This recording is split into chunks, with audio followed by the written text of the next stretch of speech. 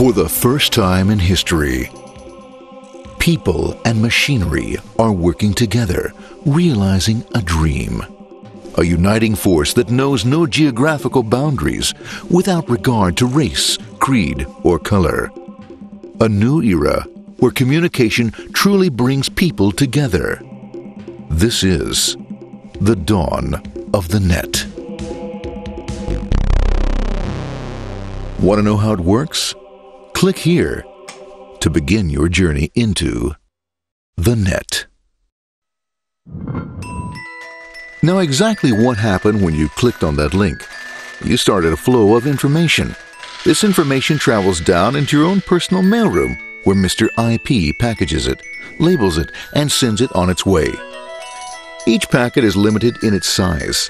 The mailroom must decide how to divide the information and how to package it. Now, the package needs a label containing important information, such as sender's address, receiver's address, and the type of packet it is.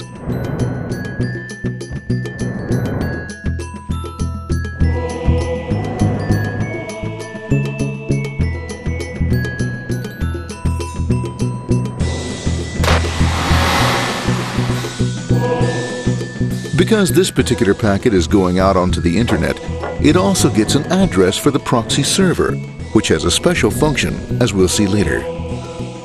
The packet is now launched onto your local area network, or LAN. This network is used to connect all the local computers, routers, printers, etc. for information exchange within the physical walls of the building. The LAN is a pretty uncontrolled place, and unfortunately, accidents can happen.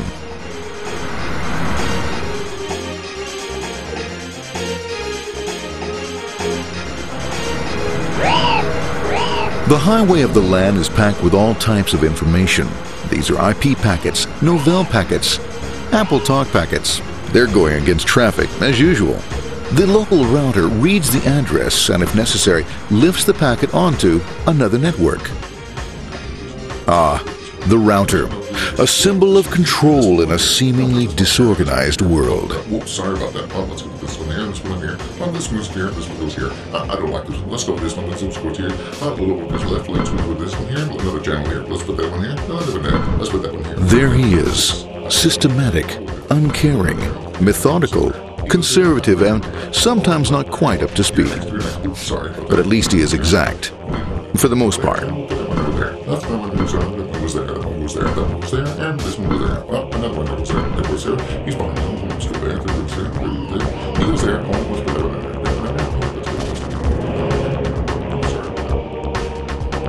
there. As the packets leave the router, they make their way into the corporate intranet and head for the router switch. A bit more efficient than the router switch plays fast and loose with IP packets, deftly routing them along their way.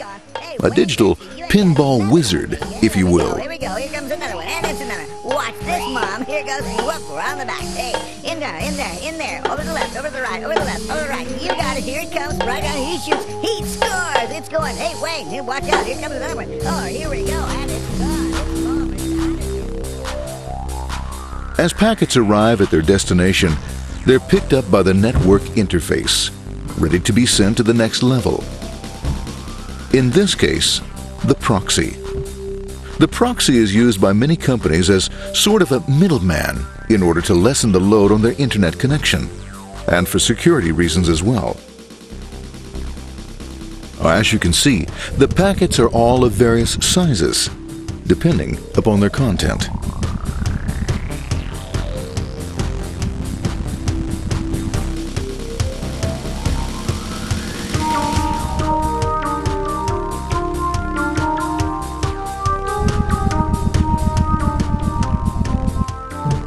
The proxy opens the packet and looks for the web address, or URL.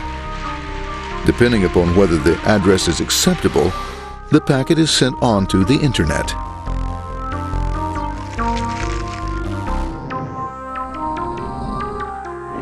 There are, however, some addresses which do not meet with the approval of the proxy, that is to say, corporate or management guidelines. these are summarily dealt with. We'll have none of that. For those who make it, it's on the road again.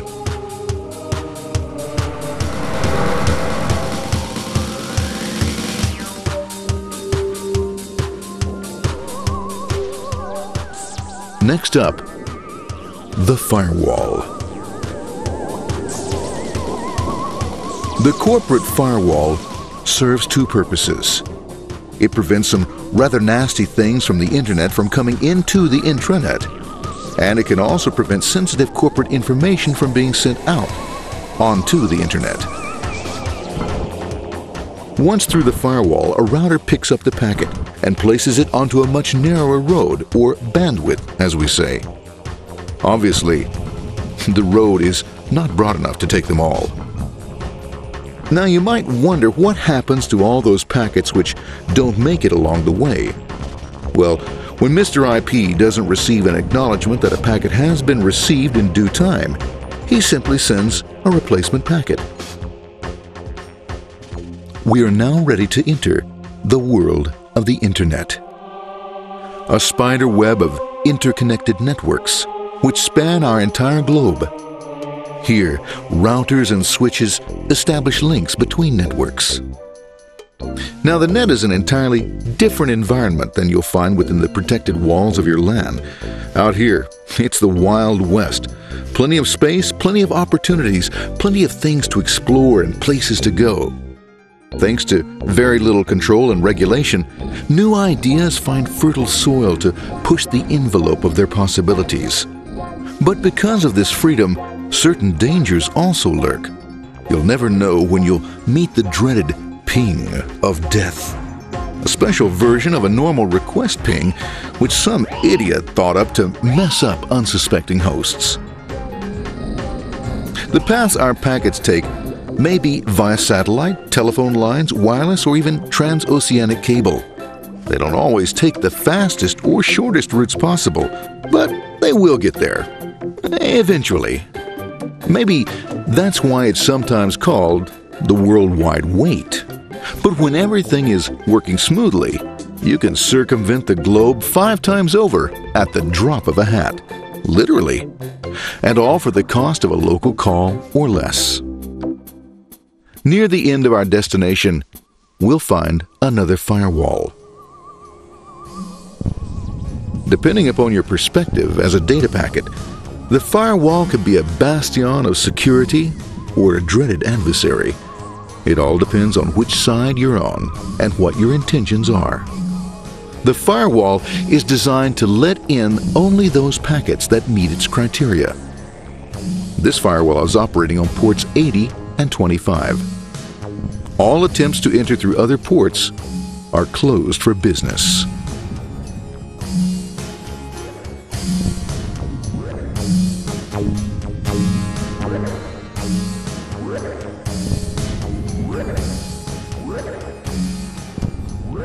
Port 25 is used for mail packets, while Port 80 is the entrance for packets from the Internet to the web server. Inside the firewall, packets are screened more thoroughly. Some packets make it easily through customs, while others look just a bit dubious. Now, the firewall officer is not easily fooled, such as when this ping of death packet tries to disguise itself as a normal ping packet. It's okay, go on, it's okay, no problem. Have a nice day, we out of here, bye. For those packets lucky enough to make it this far, the journey is almost over. It's just a line up on the interface to be taken up into the web server. Nowadays, a web server can run on many things, from a mainframe to a webcam to the computer on your desk, or why not your refrigerator? With a proper setup, you can find out if you have the makings for chicken cacciatore or if you have to go shopping. Remember, this is the dawn of the net. Almost anything's possible. One by one, the packets are received, opened, and unpacked. The information they contain, that is, your request for information, is sent on to the web server application.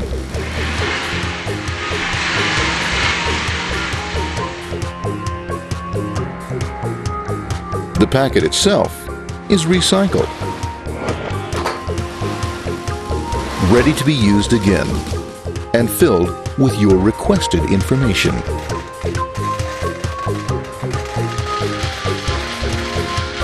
Addressed and sent out on its way back to you. Back past the firewall, routers, and on through to the internet. Back through your corporate firewall.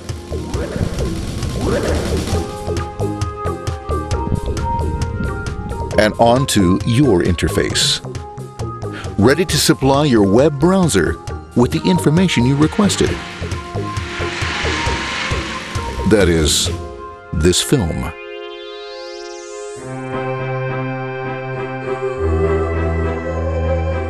Pleased with their efforts and trusting in a better world, our trusty data packets ride off blissfully into the sunset of another day, knowing fully they have served their masters well. Now, isn't that a happy ending?